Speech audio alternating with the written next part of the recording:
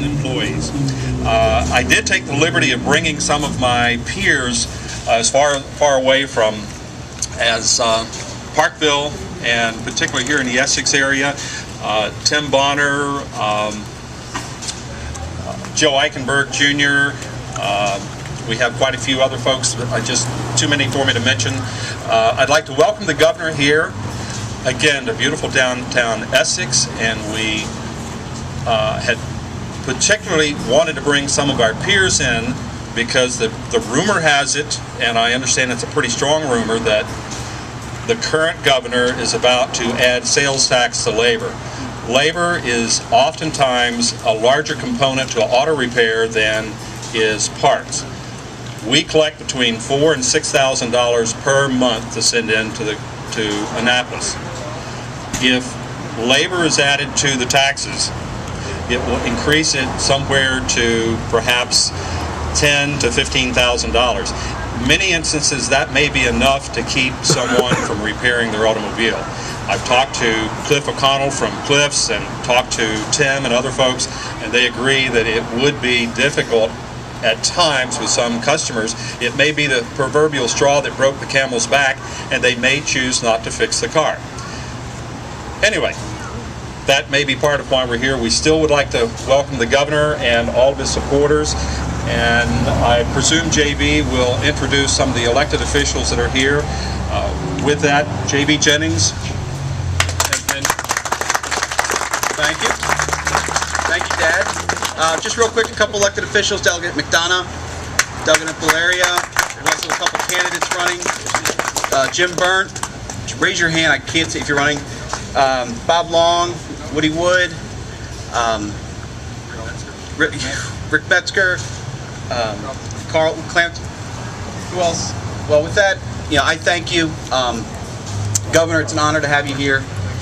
In 2007, I was on the Ways and Means Committee, which was during the whole special session dealt with the taxes. And as I tell people, as we sat there, every day they would come in with a different service that they tried to tax. Originally, it was health care. I'm sorry, not health care, but health gyms and spas. When everybody came in and opposed that, the next day they came in, they said, let's do lawn cutters, landscapers. Well, the next day they came in, they circled Annapolis with their trailers, and that wasn't a good idea. So finally they ended up with the computer industry, and they said that would be a great one to tax. And that's what they passed. And within the next session, they realized how bad it was, how many companies they drove out, so they repealed it. And there's something that the Republican caucus always says in Annapolis: Maryland doesn't have a revenue problem, it has a spending problem. The issue is not how much we can take in, it's how much we're spending. So we need to cap the spending and lower the spending so that we don't have to keep raising taxes like that. And as the governor's going to talk, there's a big issue. One that I'll point out that, when you talk about transmissions, a lot of times they used to build them right here at the facility. We have 3 rebuilders here. They take them out of the car, they rebuild them, put them back in the car. Those rebuilders' time is now going to be taxed if this passes.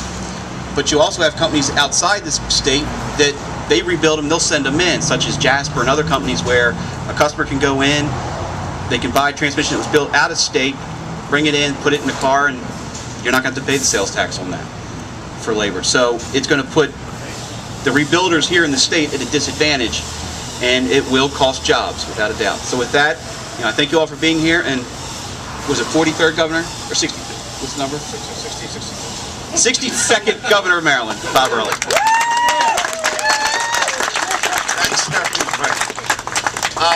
There's really not a whole lot to add here.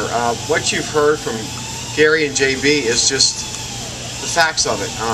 Pat and Rick can certainly back it up. They are members of the General Assembly presently and will certainly be reelected. And the worst kept secret in Annapolis is the looming major tax increase that will come about should November not go the way we wish it to go. We believe it's going to go the right way, obviously, but this is not sort of politics as usual where you run around and say, oh, this could happen, that could happen. I mean, there's a bill. There's a bill. We have the services, House Bill 448, we have the services right here that would be subject to the Maryland sales tax should this present crew get back in power. And a point that everybody needs to recall, everybody is depressed and angry and frustrated about the sales tax increase from 5 to 6, which has made us less competitive. when you talk about adding to the sales tax base, you're not going from 5 to 6, you're going from 0 to 6. And that's a big time increase, obviously. JB talked about the rebuilders and the fact that their occupation, their profession will be placed at risk should this occur. At the end of last session, and Rick and Pat and JB can certainly back this up, Democratic leadership placed feelers out there in the General Assembly. Which taxes are more viable in your mind? Which taxes could you live with come 2011? So it's not as though this is simply a made-up story or that there's no foundation to it. We are very concerned about this. Obviously, November goes well. We believe it's going to go well. This is dead on arrival. This is dead on arrival. And in fact, it goes the other way. Then we work on getting the votes to repealing that sales tax increase. So that's what we really need to do. You hear a lot about working people, and you hear a lot about struggles, and the last campaign, Maryland's working families and all that. Maryland's working families have taken a big hit under the O'Malley administration, beginning with BGE and potentially ending with a major sales tax increase on top of the sales tax increase we suffered from in the special session. That special session was disastrous. It really hurt Maryland, it hurt our business reputation, it hurt job creation, it hurt a lot of things.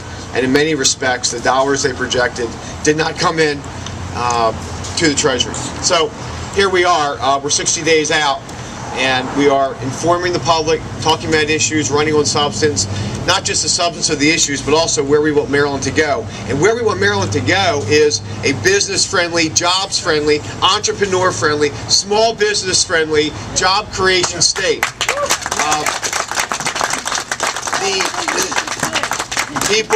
He did always upstage, always upstage. Last point. The press appropriately asks about budgets and pensions and dollars and cents and what will this cost and what will that cost. Are all legitimate. Just think what 1 point off our unemployment rate means in the real world. With regard to the budget, the deficit decreases. The unemployment rate decreases. Mortgages that are presently upside down go right side up because people go back to work. People go back to work, they consume, they spend, they pay taxes. It's all about jobs. Jobs, jobs, jobs. The press asked me what are the issues in the campaign. The top 3 are jobs, jobs, and jobs. And to the extent you're a governor, obviously you have a direct influence over certain aspects of the business community, over certain constituent elements of the business environment in the state. And the tax element is certainly one.